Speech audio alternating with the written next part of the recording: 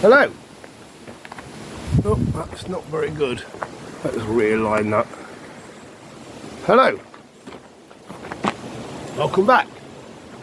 Thank you for joining me. Today I'd like to discuss cross-cutting. So there are two ways that you can cut wood. You can cut along the grain. Think of a tree like this. Cut along the grain. Or think of a tree like this, round, and cut across the grain. They're very, very different fibres and they react in very different ways. If you want to make a really good firelighter, cut along the grain, just get a chainsaw and cut along the grain, get loads of what I call spurf, long tendrils of wood, heat up some wax, mix them together, makes an excellent firelighter and doesn't employ petrochemicals. So what I want to just discuss cross-cutting.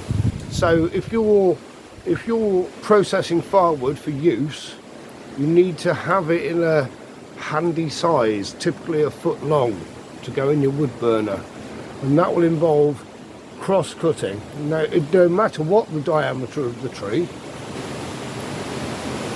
you should cross-cut it, and there are various ways of doing this. The simplest is this one, the bow saw. You see that all right? Bow saw. Now these are quite cheap. You can pick this up for £5-6 quid, DIY store, B&M, and you can cross-cut wood. It's a lot of effort. Now, if you've got a buddy,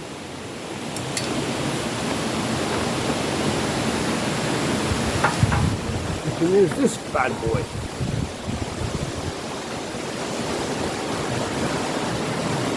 So then you can both cut simultaneously, and if you get a good rhythm, really, really quick, and you can sharpen these teeth with a file. And this is an excellent way of cross-cutting wood.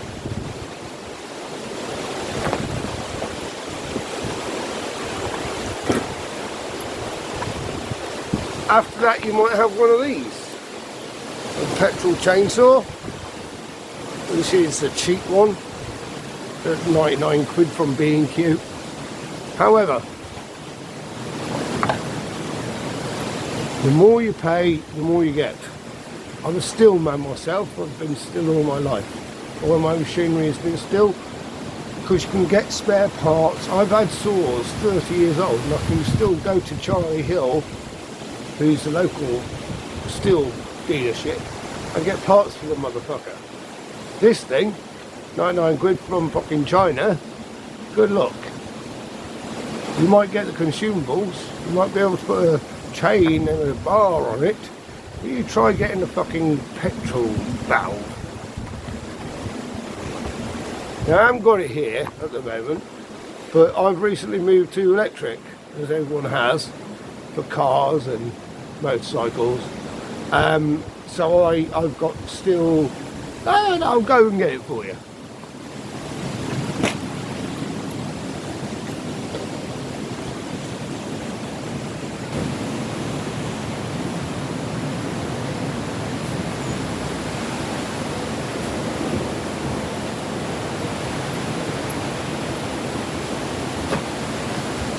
Now these are Ace.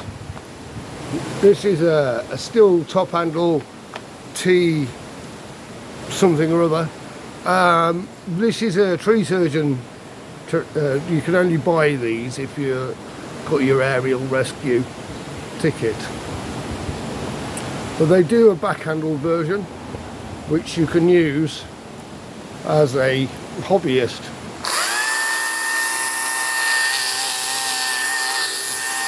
Make their Ace. Lower power to weight ratio, but so convenient. You don't have any fumes, you don't have to mix two-stroke, you don't have some fucking idiot apprentice mixing the two-stroke wrong and blowing your engine up. You know who you are. And they're great. And I run them off I charge batteries off the solar. There's no fumes, very little vibration. I've got a hand-on vibration, so I'm technically disabled. Can't use chainsaws anymore because I used them too long. And the chainsaws that I started using didn't have anti-vibration mounts. These ones do. So hopefully in the future, with far less vibration, tree surgeons will be able to use this electric gear and not suffer the chronic pain condition that I now have. After you've cross-cut, so you want to cross-cut with these devices, after you've done that, you're going to want to split your wood. So you've got a round wood, it could be this diameter, that diameter, but it's going to dry much faster if you expose the wood. And this comes to the second point. First you cross-cut, then you split. Now you can use various things for splitting. Here, I have the most basic form of splitting firewood. Hard work. We don't like hard work. The hydraulic log splitter. For me, it's the way to go. Very little labour involved, a little bit boring and monotonous, but you put some music on, you can split down maybe a ton of wood a day on one of these, an 8 hour day. Great, but it is monotonous and repetitive and boring.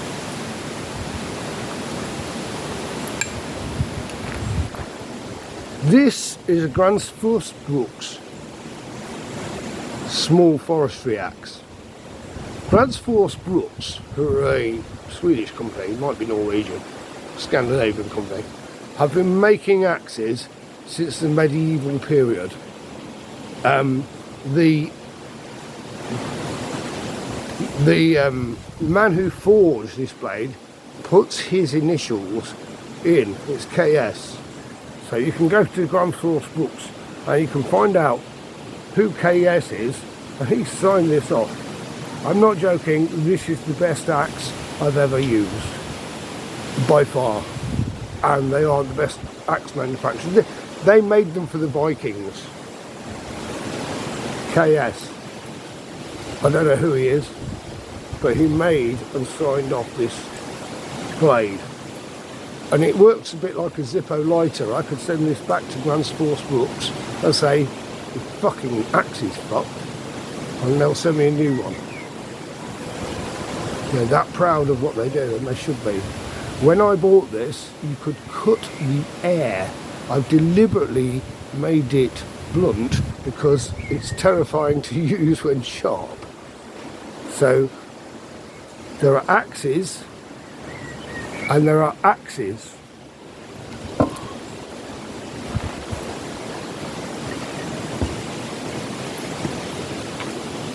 For most wood splitting operations, I'll use a maul. This is a maul. Imagine if a sledgehammer and an axe had a baby, you would have a maul. You see? It's thick. And if it gets stuck, you can hit it with an even bigger hammer and break most things. If you learn to swing this right, it's quite heavy. I think it's 12 pounds. When this swings, it exerts such force, and if you keep it nicely sharpened, it will split most things, and it's enormously satisfying to do. Buy yourself the best. This is like a 12 quid from one of the chains. If you can get a hickory shafted one, all the better. What it is when you're splitting wood, it's about head speed. It's about how fast this item hits the wood. It's not about how much force you apply. In fact, when it hits the wood, you should really not be holding on to the shaft. You should have already got up to speed, and when it comes crushing down at that speed, it will split most wood. At which point, you've got to be loose hands and you don't really want to be holding it. I will take it this way, and by the time that axe hits the wood, I will hardly be holding it, loose hands only. I will have a chog. This is a contraction of the words chopping log, and there it is there. So at full speed, I'll do that. Now these, when you're building a chopping log, should be around your knee height, but it's different for everyone. If you're 6'7", you're going to want a higher chog, i.e. chopping log, than someone who's 5'4", and it's different and equates to everyone. Play around with it, build yourself a chopping log too high, and if you feel more comfortable, slice off an inch, tie it again, and so on and so forth. The tyre is it's an adaptation, so I can chop this log into several bits and it won't fall on the floor. It will just be contained by the tyre, which makes, you know, putting it to a wheelbarrow much easier.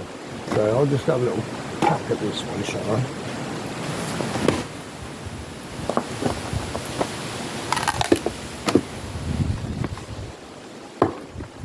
So you see, the tyre retains it, so I don't have to pick it up off the floor, and I can just throw that in the fucking wheelbarrow or whatever. A maul, very effective tool. If kept sharp, this will keep you going for many, many years, and it's great exercise and a lot of fun, actually. On a Sunday morning, got fucking what else to do, you want to kill the kids, just go out and chop some wood.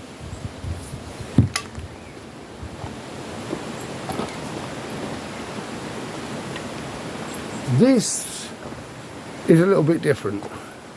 Don't know if you can see that. This is basically the epitome of the axe. This is the axe brought to its finest development, in my opinion. This is a lever axe. You can see its profile. So what happens with this? When you're chopping very large pieces of wood, it goes into the wood and then kicks out. So if you're doing rounds of 30 centimetres, instead of aiming for the centre, as you would normally do with an axe, you aim for the edge. And it didn't quite do it on that one. Oh, and now I've got it stuck. Oh, there we go. But you can see what it does. It goes in and kicks, and it will take off the side. This is particularly useful when you're chopping large diameter firewood. Anything over 30 centimetres, this is what you want to be using.